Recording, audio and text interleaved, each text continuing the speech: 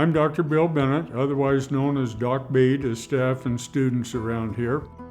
For those of you that consider the animal science track here at Ames, let's look at some of the jobs that might be available out there.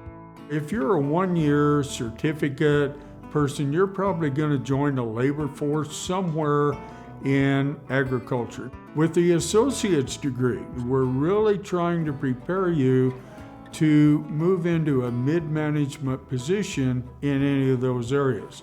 You could be a herdsman, be with feeds. Work with us, ask us, and we can probably find all kinds of different potential jobs that you could go look for. As far as practical skills that you might take away, I'll kind of focus on the classes that I teach. In feeds and feeding, you're going to learn about the feeds, what the different feeds might offer. You're going to learn about the animals and what their needs are, and then how do you meld them together in balancing a ration. We really take a hard look at proper care of animals, some of their needs not only nutritionally but health-wise. We look at stress, we look at housing, we look at the other parameters to make sure that when you leave, you've got a really good idea how to de-stress and take care of these animals properly.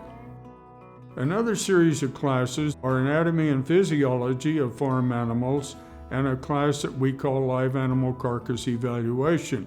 Those really fit together because you're going to learn how that animal is structured and worked, and then you're going to look at that animal as a consumer product that we're producing a meat protein as a steak or a chop or ground beef or whatever.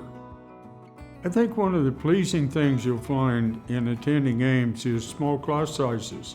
Our class capacities are capped so that we have great student-teacher ratios, which means you're going to get all the assistance you need.